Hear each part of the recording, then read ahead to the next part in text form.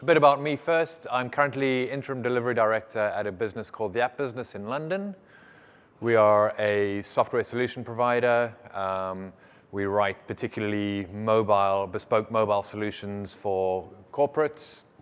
I've got a bit of experience working for some other companies.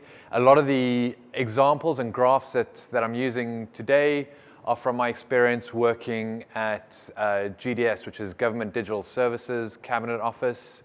It's the government's attempt to implement more agile working processes in how they deliver software in government, and an attempt to make government IT procurement more efficient and more effective.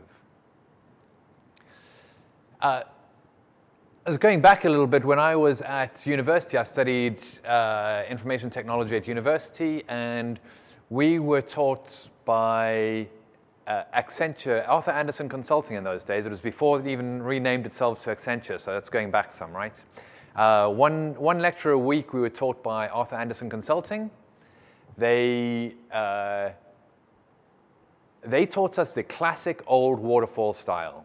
So we were taught data flow diagrams, breaking data down into your fourth normal form, all of that good stuff of how you analyze to the nth degree, map out all of these processes, put a plan together for how you're going to implement all of these different processes and who's going to be involved where and how that's going to work. Draw up wonderful Gantt charts. And then I worked at Discovery Channel, and we had a Gantt chart that must have been about the size of this TV screen down at my feet here, which is pretty huge. And every week we'd go through a process where we'd open up this Gantt chart and spread it out across a few tables. And we'd go through and mark the areas where the Gantt chart was not accurate to reality. And we'd go back and we'd draw another one and update it, and then come back, and the next week we'd review it and change it and update it and go back again. That struck me as rather inefficient. And I'm a bit of an efficiency freak, so I thought, well, this really isn't the best way of managing a process. And there's got to be a more effective way and a more efficient way of managing this type of process. So I started to play around a little bit, and I started to play with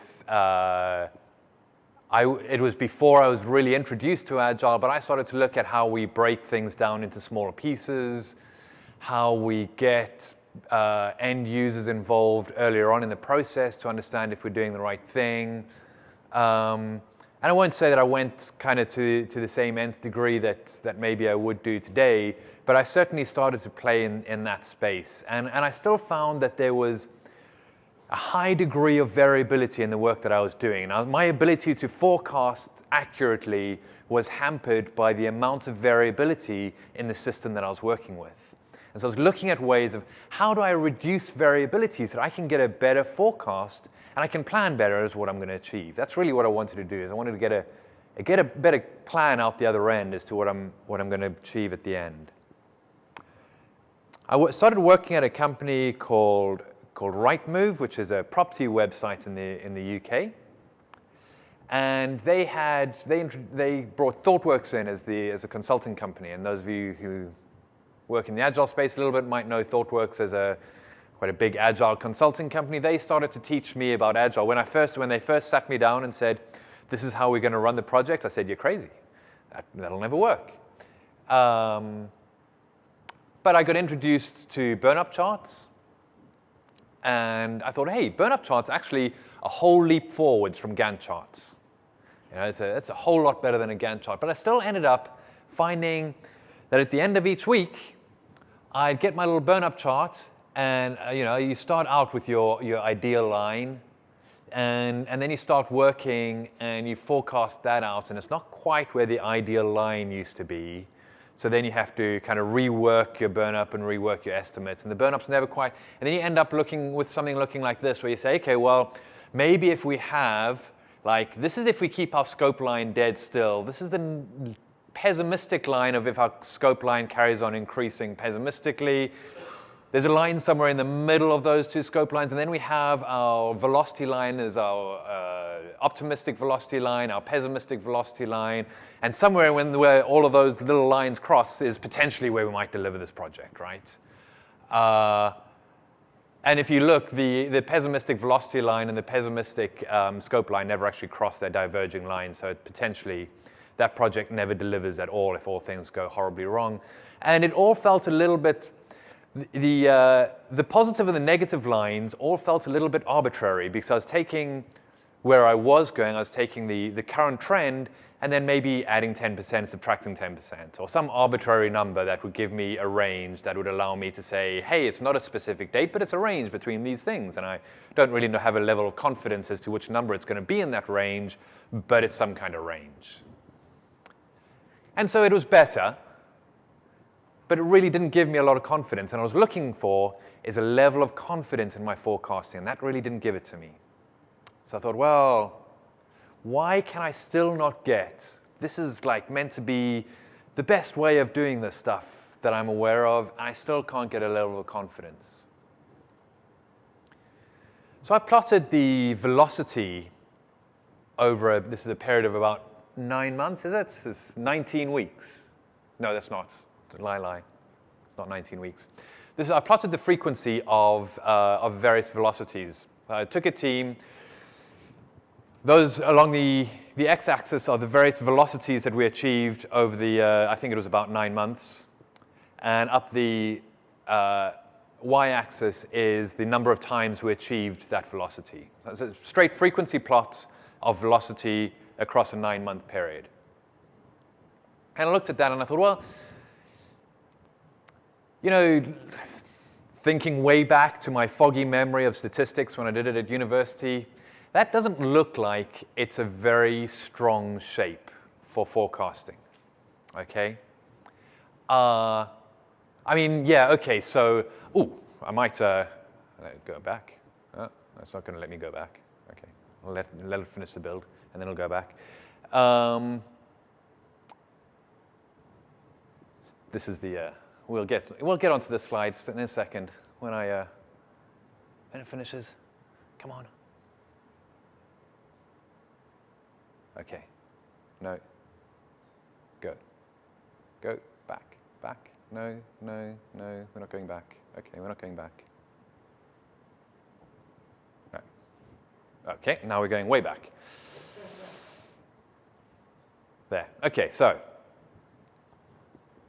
I could say that, 7 is the most, is the one that happens the most, but I've got a huge range, and I don't really know how I fit into that range.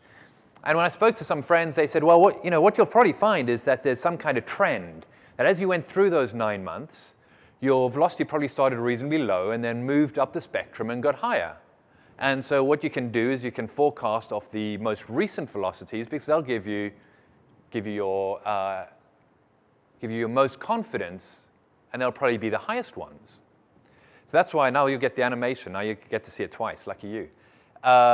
This animation is the same graph, so it's frequency over, or velocity over frequency, but it's just looking at the last 5 weeks. So looking at the last 5 weeks of data, and then each step is when I take the next 5-week increment. And so it's looking at how velocity changes over time over the 9-month period. And so you see it starts out on the fairly low side, and you think, okay, well now it's going to build up, and the velocity is going to get higher and higher, and so it's a nice rightward trend, and we think, well, that's great, but then it starts on a bit of a leftward trend as well, and then it's all over the place, and there doesn't appear to be any kind of trend at all, in fact. And in fact, the last spread is pretty wide and then heads leftwards again, which is not great. Okay, so what can I say from that information? What I could say is that I think that my velocity in the next period is going to be anywhere between 20 and 1. So if you want to forecast a project that is approximately 100 story points, then I can tell you that it'll take me anywhere between 5 weeks and 100 weeks, which doesn't particularly narrow down the odds that well. So once again, I thought, this is not really useful information. And what I want to do is I want to give stakeholders some useful information about where they're going on this project. And I started reading a little bit. I read some work by David Anderson. I read Don Reinertsen and some others. And I read about Little's Law. And I'm guessing that hopefully, well, let's see, how many people in the room don't know anything about Little's Law, have never heard Little's Law? A few, okay. There are a few people who haven't read Little's Law. This was my first, this is the first time that I'd heard about it, and it conveniently, the formula for Little's Law spells law, which is quite convenient way of remembering it. Little's Law says that the number of customers arriving in a system is equal to the arrival rate and the time spent in the system. So Little was a professor. He was sitting in a coffee shop and he was studying queuing systems. He sat in a coffee shop.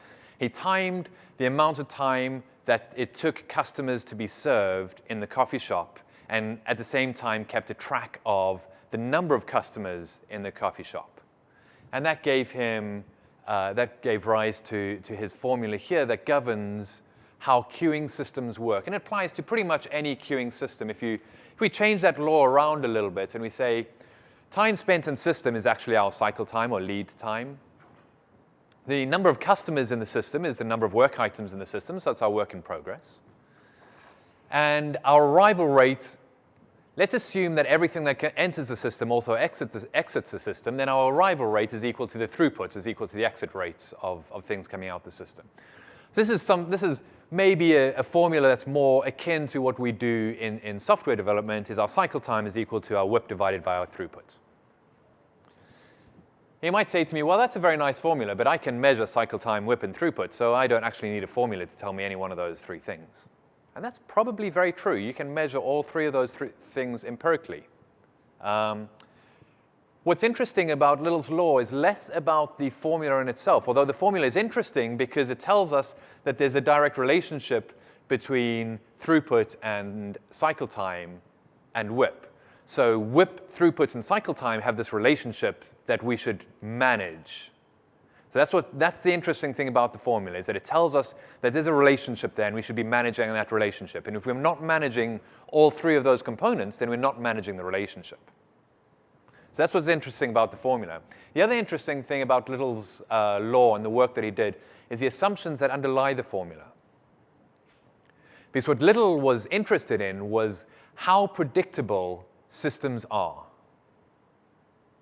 And these assumptions are assumptions that govern the predictability of the system. So all measurement units are consistent. Well, hopefully that's consistent with any kind of measurement and any kind of comparison that we do, is that we make sure all measurements are consistent. Conservation of flow means that average arrival rate equals average departure rate, and all work that enters the system goes on to exit the system in a complete fashion. The system is stable. The average age of WIP is neither increasing nor decreasing. This is an interesting one, and one that I'll come back to. The last one is the total amount of WIP is roughly the same at the beginning as at the end of the process. So I started to explicitly record on my projects cycle time, WIP, and throughput. I thought that would be, given what I've been reading about Little's Law, it'd be quite good to actually explicitly record these things rather than to try and, well, let them manage themselves, essentially, which is what I was doing before. This is a cumulative flow diagram from the work that I was doing, one of the teams that I was working with at GDS in the government. They were what I would consider to be when I started with them, so I started right at that little end over there, they were what I would consider to be a very high-performing Scrum team. They were very professional about the way that they worked, and these were people who were very experienced practitioners who were very good at Scrum. Now, what we can see in the early part of this diagram is we can see the steps of the Scrum iterations. right? Each of those steps is a Scrum boundary point, is a sprint boundary point, right? So we bounce. And I looked at that and I thought, well, one of the underlying assumptions of Little's law is that the number of units in the system at the start and at the end is the same. And if we're having those little bounces, that means that we are not meeting that assumption of Little's law. And those assumptions, if we fail to meet those assumptions, the predictability of our system decreases.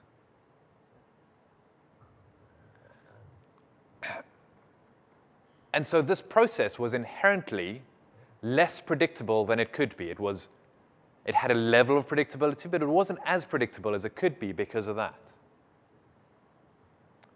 We then implemented work in progress limits somewhere around here. The analyst went on holiday there, which is why they built up a backlog of work, of analysis done. And you can see that tailing off while they're on holiday and then coming back into a normal process. So it's nice to be able to see that displayed very clearly on the graph.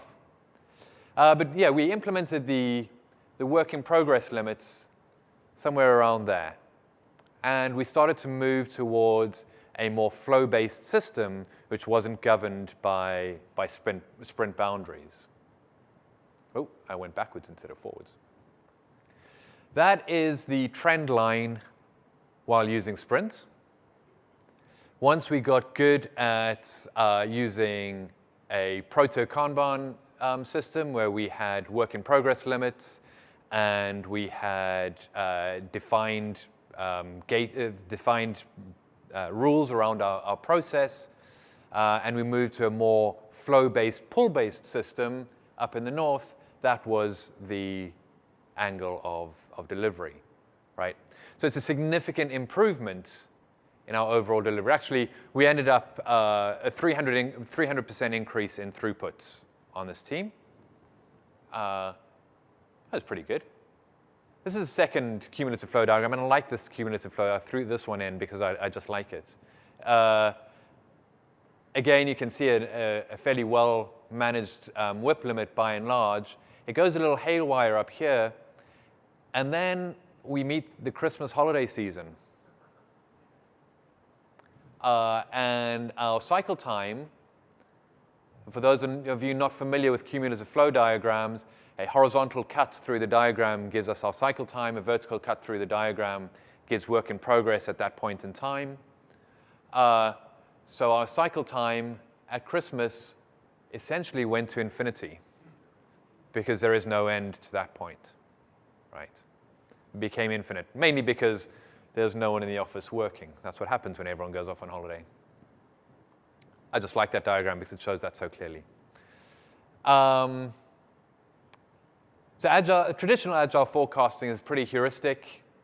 We use points, we use burn up, burn downs, we use planning games. All of these things rely on people thinking, I'm looking at a piece of work, I think it's about this big. It's a number of points. And we do a burn up, we do a planning game where we say, how many of these stories do you think you can get through in X period of time?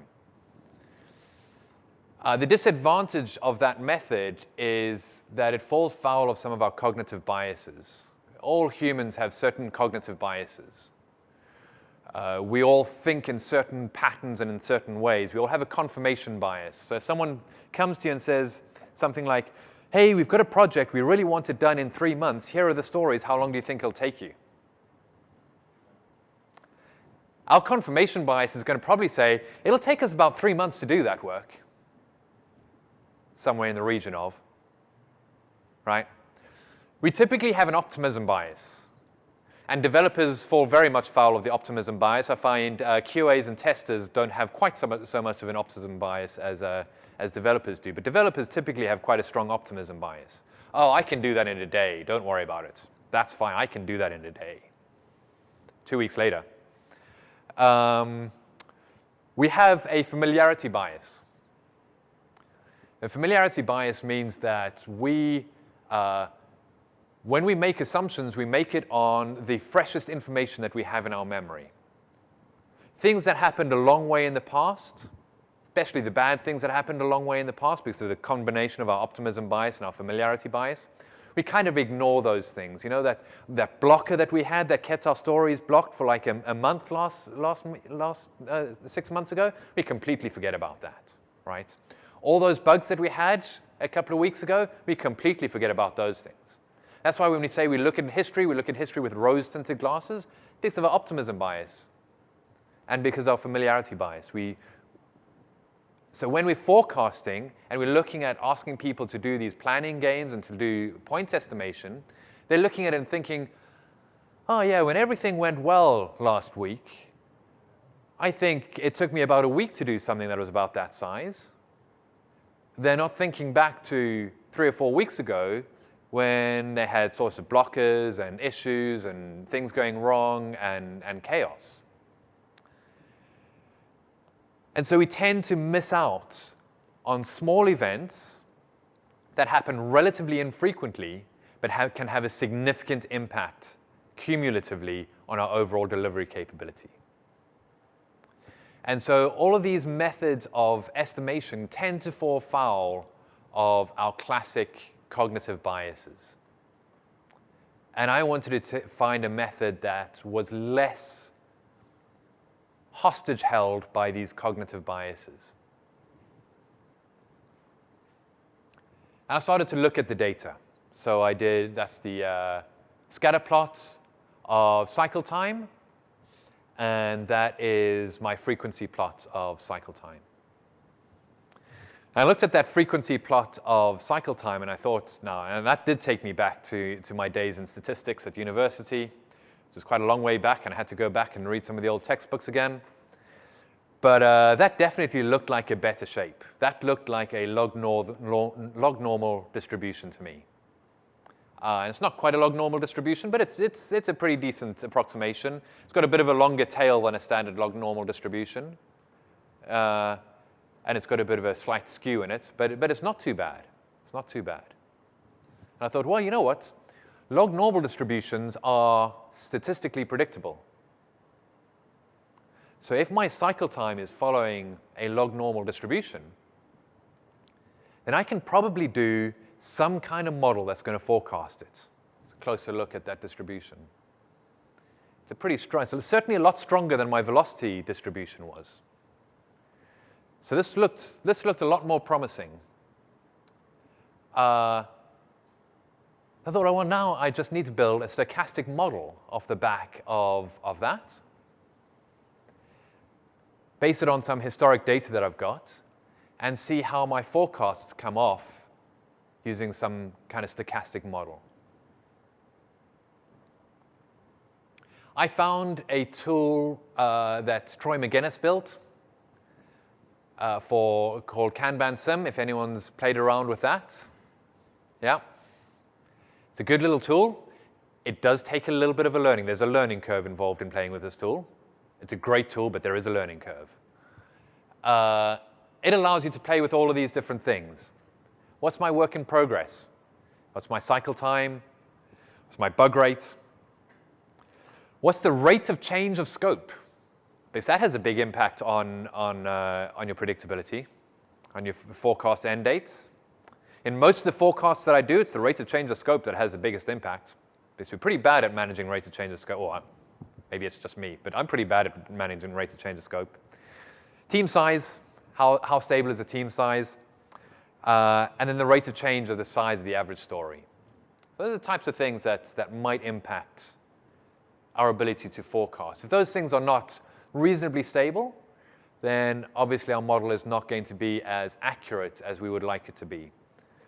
I was quite fortunate in GDS when I was working there, is that the team was very stable. We had managed our WIP limit, and we actually worked quite well to the WIP limit. It was quite good when I went on holiday the one time, and I came back from holiday, and because when I first introduced the WIP limit, the developers hated it. They said to me, "What?" Other than one, I had one ally in the development team. And for the rest, they said to me, "What are you doing? You're slowing us down. I can't work on what I want to work on. I've got these crazy WIP limits that I'm not allowed to break. And this just isn't working for me. I feel so frustrated by this because I can't pick up what I want. I have to finish stuff before I pick stuff up. It's crazy." And And so but we persisted with it. We persisted with it for about 3 months, and then I went on holiday.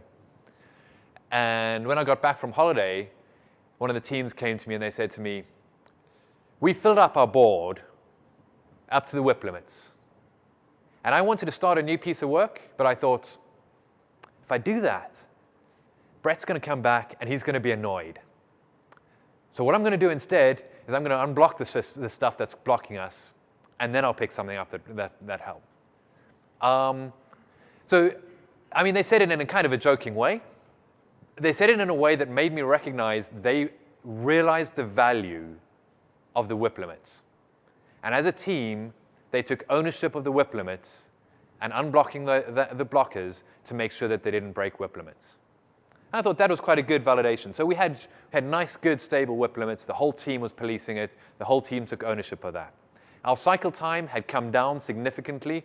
Average cycle time came down from about 19 days to about 4.5 days. Our outside highest cycle time came down from 60 days to about 18 days. Pretty good rate. Bug rate was fairly consistent. We managed our scope pretty well on that team, I've got to say. Team size was consistent. We maintained the same team size for over 9 months.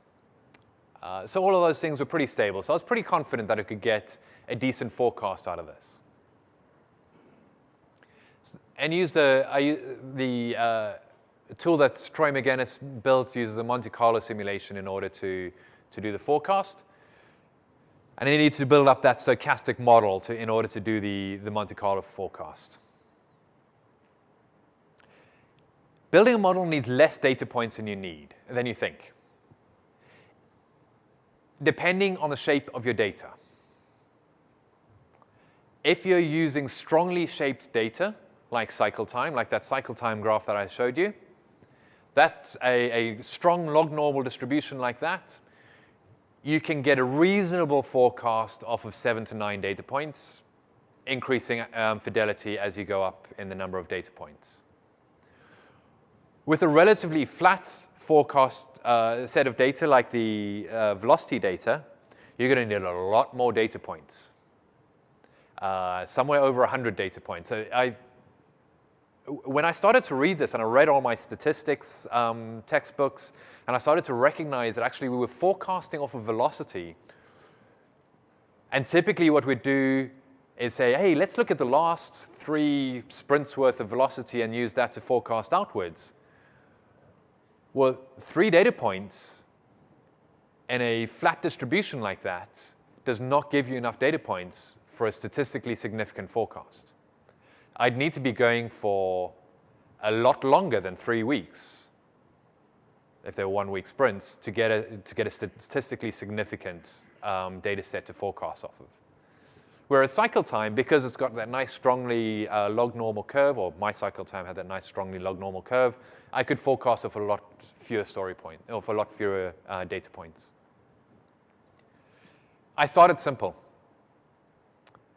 The advantage of starting simple is that I reduced a lot of work that the team had to do in order to do forecasting with a relatively simple model, and while the answers were relatively crude, they were no less accurate than what the team was doing with a significant more input. So I reduced the effort and it did not reduce the accuracy of the forecast at all, which I thought was a pretty good result. So that was good starting simple. And then we were able to add complexity in, layering in the complexity one little bit of it at a time, test the complexity, and get out a more and more accurate model, more accurate than the team could have achieved if they'd done the planning, and less effort, significantly less effort. These forecasts at the end of the day took me half an hour of a week to do. One person, half an hour a week, compared to a day every 2 weeks in classic Scrum implementations where we do our planning exercises. So it seemed like a lot cheaper to me, and this seemed like a lot cheaper. And then I used history to refine the model. I built a model, ran the model, tested it against history. Does it forecast history accurately? Yes, no. Yes, great. It's possibly a decent model, tested a few more times and validate. No, it doesn't. Okay, now I need to tweak the model so that I get to the point where I can accurately, when the model accurately matches historic data. At the point that it matches historic data at a number of different points, then I'm relatively happy with that model to use that model for forward forecasting. And I did that every single time I implemented the model. So every week, the reason it took half an hour was not because it took half an hour to build the model each time, was it took half an hour for me to test the model to make sure that it was still accurate, that I could still use it for forecasting. So how did I go about building the model? That's the model that I ended up with, by the way. And we'll break it down a little bit. That's the full detail of the model where you can't even see it. It probably goes off the end of the page. But I started off with something far more simple. So this is a UML style structure, not a UML, XML style structure. I'll get there in the end. Tells me that the start date for my forecast was the 1st of June 2016. I had 30 stories in my backlog. There are 30 items that I wanted to forecast, how long it would take me to do those 30 items. I had a buffer queue, which was ready for dev. It was just a buffer. It would refill itself every time something was taken out. It would just fill itself up, so it would just buffer it up. And I had my development column. So I just had 2 columns, ready for dev. Nice, simple, easy. And I used historic data to build up a curve for my distribution. So essentially what this model says is that when I run the Monte Carlo simulation, I run these 30 stories through a simulation, and I run it 10,000 times. And every time that I run this project of 30 stories, it'll pick a random, for every story, it'll pick a random point in that distribution in line with the frequency that I've been experiencing historically. So it'll pick some random point in that in accordance with the distribution, the accurate distribution that the data lies in. I'll run it through 10,000 times, and I'll get a distribution out the end telling me this is approximately the distribution of how those 30 stories come out when you run it through 10,000 times. And it gives me, at the end of the day, it gives me an 85% confidence, and it says, at the 85th confidence interval, we think you'll deliver on this date. Right? And I got that model to the point where I was pretty happy with it. And if I went back 5 weeks and I forecast from that point forwards, I get a reasonably accurate number. If I went back 4 weeks, I get an accurate number. If I went back 12 weeks, I get a reasonably accurate number. Then I use that model to forecast outwards and say, okay, the next 30 pieces of work are going to take us this long to do. So that was how I used that model. Then we had some blocking events. We had some dependencies on other teams. We had some dependencies on infrastructure. We had some dependencies on stakeholders to give us requirements. And so I added blocking events. For every between 2 and 4 stories, we get some blocking events happening. And those blocking events could block us for anywhere between 1 and 5 days. Right? So that happened. So we got that. We got the blocking event in. Then we realized that actually, you know what, we don't just have 30 items, because typically we add stuff as we go along. So we added scope. For every 2 to 4 stories that we finish, we add another story in scope, approximately. Then we added defects. Hey, we get some defects as well. Sometimes we get some defects.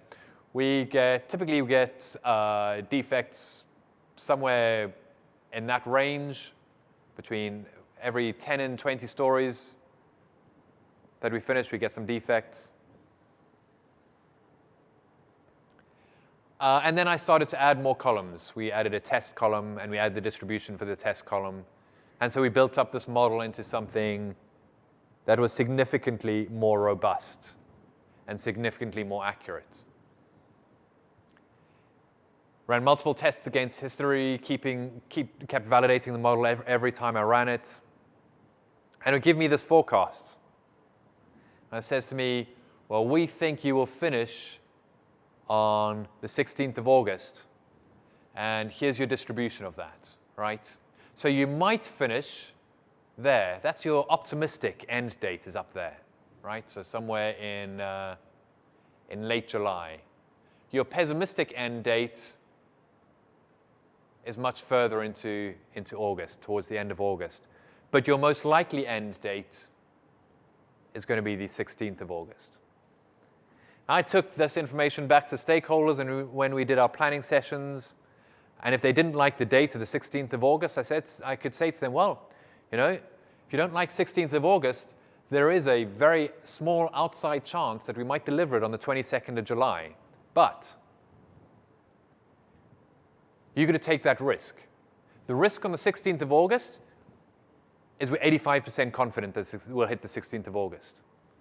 22nd of July, we're 10% confidence. We're going to fail 90% of the time hitting that date. It's entirely your choice. Do you fancy 10% odds or do you fancy 85% odds? You can pick the date that you want in that range, but you choose to take on the risk of failure, and the risk of failure is very explicit and quantified. Only 1 in 10 times will we hit the 22nd of July. You can take that, you can take those odds, but that's your choice, and it's a very explicit choice. And I quite like that. It changes the conversation. There's no longer this negotiation around end date. It's no longer, oh, well, those are your estimations, and can't you just bring it in a little bit? You can make it a little bit quicker, can't you? Yes, we can. Absolutely we can. But there's more risk. And this is the risk, and it's quantifiable. And do you want to take that risk? Normally the answer was no, by the way. But that was their choice. Random Monte Carlo simulation, I picked 85th percentile. I quite like 85th percentile. It depends on the industry that you're working in. Medical industry prefers maybe a higher range. They might prefer to be up the 95th percentile. Startups are quite happy with a lower percentile. They'll quite happily take a 70th percentile and aim for the 70th percentile. Really depends on what industry you're in as to how much risk you want to take, but at least it's an explicit choice of risk, and you're taking that choice explicitly. I tend to quote it as a range somewhere between, I'll take not just the 85th percentile, but I'll take 85th to some other percentile and quote it as a range. And so reducing variance, I found this very interesting. Reducing variance obviously improves forecasting. Our ability to improve forecasting is directly related to our variance. The underlying assumptions of Little's law help us to govern variance. So if you meet the underlying assumptions of Little's law, you'd reduce the variance, you increase your forecasting accuracy. What I found is that there is a lot of variance that we introduce as we in our team, we introduced into our team in this process. Variance in itself is not necessarily a bad thing. So some types of variance, we want certain types of variance. We want the variance around creativity. We want the variance around being able to try experiments and be safe to fail. We want certain managed variance. You can have more of that variance if you eliminate the unnecessary variance. If you eliminate all the variance that doesn't add any value, the variance that is just there, that is wasteful, then we can spend more variance doing the stuff that is value added, like innovating, like being creative, like trying new stuff out. And so what I was concentrating on was how can we minimize the amount of wasteful variance in our process and eliminate that as much as possible. And that was my concentration, was how do we eliminate all this wasteful variance in the process to get our forecasts more accurate and to be able to allow us to spend more energy in the value added variance like creativity and innovation and stuff like that. And so it's all about variance. All the assumptions are all about reducing variance. I use 85th to 50th percentile split as my indicator of variance. If any story on the board went over the 50th percentile of cycle time, it turned orange. Any story went over the 85th percentile, it turned red. It immediately became an expedite, went to the top of any queue, and that helped us to govern cycle time and manage for a smaller cycle time. Because if you look at your distribution of cycle time, that big bulge, that's kind of 80–90% of your stories. That long tail is all the stuff that causes you variance and grief in your forecasting. If everything worked in that 90% in the big bulge, you'd have no problem forecasting. Managing that long tail helps you to manage your variance. So by explicitly managing that variance on the board using 85th and 50th percentile markers on the cards, helped us to manage that long tail and bring that long tail in as much as possible, and therefore decrease our variance. The other thing that I managed was the average age of stories in progress. So because cycle time is a lagging indicator, we only know cycle time at the end of the process. Once the story has come out of the process, then I know it's cycle time. But that's not really useful for me. It's useful in kind of retrospecting. It's not useful for me in taking proactive action. What is useful for me is what is the average age of my stories in process. And so I measured average age of stories in progress. That nicely correlates to people going away on Christmas holidays. The average age of stories suddenly rockets up, right? So we have a nice stable average age of stories running through. People go on holiday, things get left. The average age of stories starts skyrocketing. And I built this little dashboard for myself in Excel. Every week I'd dump the data into Excel, and then I'd run the data through this dashboard. And I could compare my current week, the current week that I was working on, to any range of previous weeks that I wanted to as a comparator. So that allowed me to see how we were trending current week versus any period of time in history. And that was quite useful for understanding how performance was changing over time, which was my key goal, was to try and see performance trend increasing over time rather than decreasing over time. That was my little dashboard for managing that. Things that are going to impact your forecast accuracy are instability in the project team. The project team is changing all the time, creates a lot of churn. You can't really get an accurate forecast, and so you need to make your ranges wider if you've got high change and high instability in the team. Large work items, big black boxes, stuff like that are massively detrimental to the accuracy of your forecasts. So nicely sized, discrete chunks of work are much easier to forecast. And artificial aging is interestingly a detrimental impact on forecasting. So an expedite lane decreases your accuracy in forecasting. Because what an expedite lane says is that all the stuff in progress that is aging naturally as it moves through the system, I'm going to put something on top of that, and I'm going to force them to age more and longer because I'm going to focus my effort on this new piece of work that is going to be very young when it finishes, because it's going to go through the cycle time. It's going to have a very short cycle time. So it's going to be artificially young, while this other stuff that was already in progress is going to be artificially old. So that's not to say that expedites are a bad thing. It's a recognition of the risk trade-off that we're making when we use expedites. The risk trade-off is expedites are good because they allow us to get stuff through the board super quickly. Expedites are bad because they decrease our accuracy in forecasting. Do we understand the trade-off that we're making, or are we playing too many expedites through the board and adversely impacting our accuracy? Or are we protecting our accuracy at the expense of being able to play expedites? Where's the trade-off line that we need to take? And I like to be able to do that explicitly rather than implicitly. I think too often these decisions are made implicitly rather than being made explicitly.